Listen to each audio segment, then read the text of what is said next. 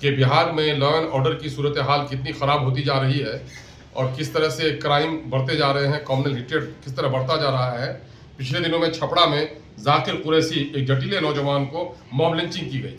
6-7 आदमियों ने उसको दिन दहाड़े कुचल कर बांध कर पीट कर मार डाला है और कहीं दाढ़ी को, कहीं टोपी को निशाना बनाया जा रहा है, कहीं प्रोफेट मोहम्मद सल्लल्लाहु अलैहि वसल्लम को निशाना बनाया जा रहा है, कहीं अल्लाह के नाम को गालियाँ दी जा रही है, कहीं कुरान के पर्चों के साथ बेहुरमती हो रही है।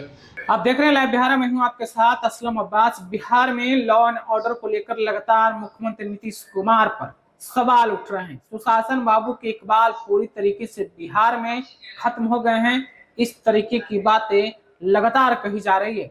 और इसी बीच बिहार में हो रही मॉब लिंचिंग को लेकर खास करके जो टारगेट मुसलमान और दलितों को किया जा रहा है, उसी मुद्दे पर एमआईएम के प्रदेश अध्यक्ष अख्तर लिमान अपनी पूरी टीम के साथ बिहार सरकार होम विभाग यानी कि गृह विभाग के एडिशनल सेक्रेटरी से मुलाकात की है और बिहार में हो रहे मॉब लिंचिंग की घटनाओं को लेकर, चाहे राजधानी पटना के दुल्हिन बाजार की घटना हो, छपरा की घटना हो या बिहार के दीगर जिलों में जिस तरीके से मॉब लिंचिंग दलितों का और मुसलमानों का हो रहा है, उस पर एमआईएम के प्रदेश अध्यक्ष अख्तर लिमान ने जोरदार हमला बोला है। उन्होंने क्या कुछ कहा है सरकार पर, किस तरीके से एजेंडा चलाया जा रहा है एक खास जातीय और समुदाय के खिलाफ। पहले अख्तर लिमान को आप सुनिए। पहले दुल्हिन बाजार थाना क्षेत्र में लाला भतसारा गांव है और वहां पर एक 13 साल के बच्चे को ईंट से कुचल कर मार दिया गया और सुबह में लोगों को पता चला कि वहां एक झाड़ी में बगीचे में लाश फेंकी हुई है और पुलिस अभी तक किसी भी अपराधी को नहीं पकड़ पाई है। देखिए, मामला सिर्फ एक दुल्हिन बाजार का नहीं है।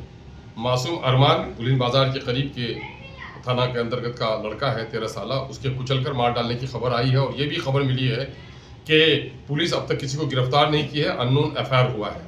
उससे पहले आप लोगों को मालूम होगा कि बिहार में लॉ एंड ऑर्डर की सूरत हाल कितनी ख़राब होती जा रही है और किस तरह से क्राइम बढ़ते जा रहे हैं, कॉमनल हिटेड किस तरह बढ़ता जा रहा है। पिछले दिनों में छपरा में जाकिर कुरैशी एक जटिले नौजवान को मॉब लिंचिंग की गई।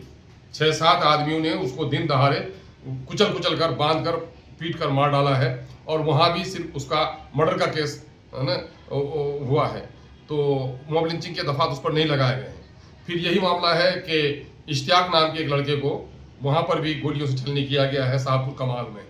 और यही नहीं बल्कि आज हम लोग ये additional chief secretary department home से आज हम लोगों ने मुलाकात की है बिहार के इसी किस्म की सूरत हाल पर कि बिहार में कम्युनल हिटेड को बढ़ाने के लिए, जो आपसी सौहार्द को बिगाड़ने के लिए यहाँ पर बहुत सारी एजेंसियाँ काम कर रही हैं और कहीं दाढ़ी को, कहीं टोपी को निशाना बनाया जा रहा है, कहीं प्रोफेट मोहम्मद सल्लल्लाहु अलैहि वसल्लम को निशाना बनाया जा रहा है, कहीं अल्लाह के नाम को गालियाँ दी जा रही है, कहीं कुरान के पर्चों के साथ बेहुरमती हो रही है।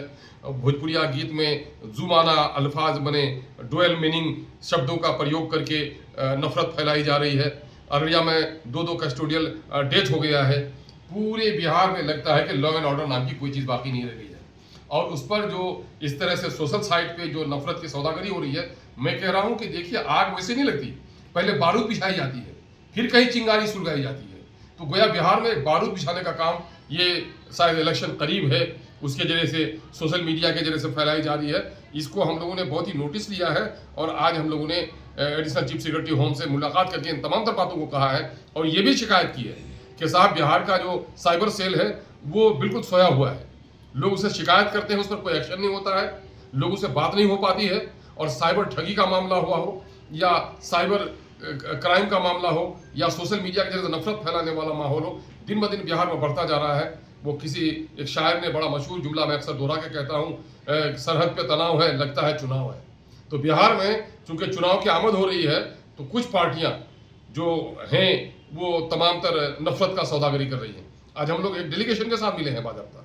हमारे पार्टी के जो जनरल सेक्रेटरी हैं जनाब आफ्ताब अहमद इंजीनियर साहब भी शामिल हाल थे, जनाब भाई एडवोकेट आदिल हसन साहब जो हमारे पार्टी के नेशनल स्पोक्समैन हैं वो भी शामिल थे और कई नौजवान शामिल थे।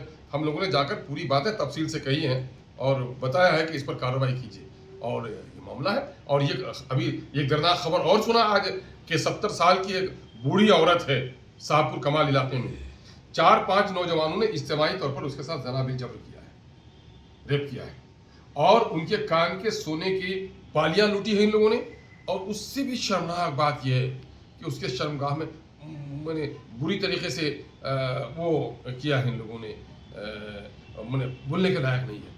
तो ये सारी बातें हो रही हैं। सर, पुलिस पर क्या कहें? और मैं तो पुलिस पर क्या कहूंगा, मैं तो माननीय मुख्यमंत्री से कहना चाहता हूं कि आपने वादा किया था, वचनबद्धता की बात कही थी कि साहब हम क्राइम को बढ़ने नहीं देंगे, कम्युनलिज्म को बढ़ने नहीं देंगे और करप्शन को बढ़ने नहीं देंगे। तो करप्शन पे तो आप काबू पा नहीं रहे हैं, लेकिन ये इंसानी जिंदगी वो उसकी कोई कीमत ही नहीं है, वो जिंदगियां बर्बाद हो रही हैं और उस पर आप काबू नहीं पा रहे हैं।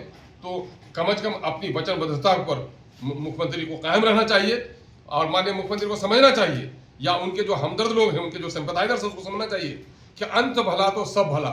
ये आखिरी पारी खेल रहे हैं माननीय मुख्यमंत्री जी, और इस वक्त अगर उन्होंने अपने वचनबद्धता का सबूत नहीं पेश किया और इन चीजों पर रोक नहीं लगाया और बिहार को जलाने वालों के हाथों के हवाले किया, तो फिर इतिहास कभी उनको माफ नहीं करेगा। सर, एक घटना कुछ दिन पहले हो गई थी इमारत शरिया फुलवारी शरीफ के पास।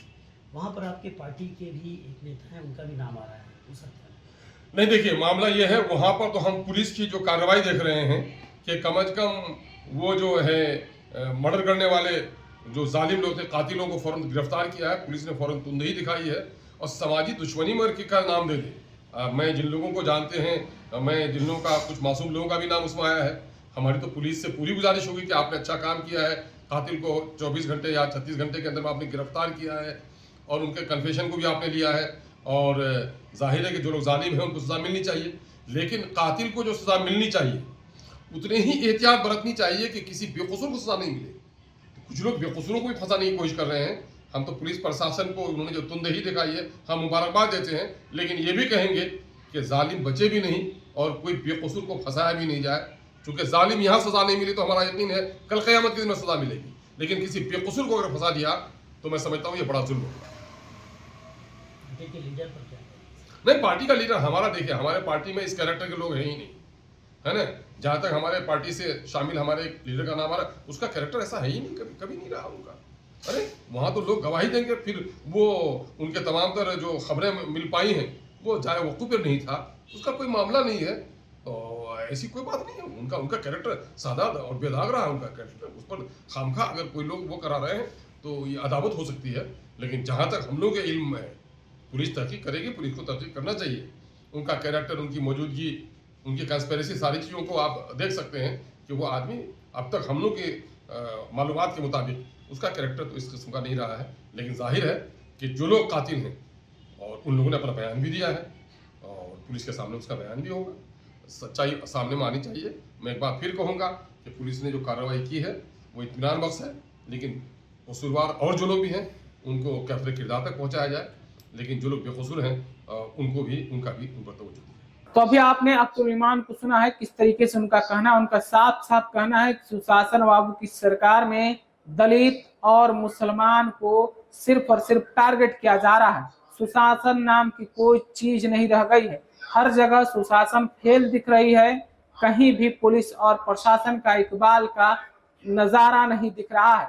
दिन दहाड़े अपराधी घटनाओं को अंजाम दे रहे हैं, चाहे पटना की फुलवाड़ी की घटना हो, दुल्हिन बाजार की घटना हो, छपरा की घटना हो, समस्तीपुर की घटना हो या फिर बिहार के किसी भी जिले की घटना हो।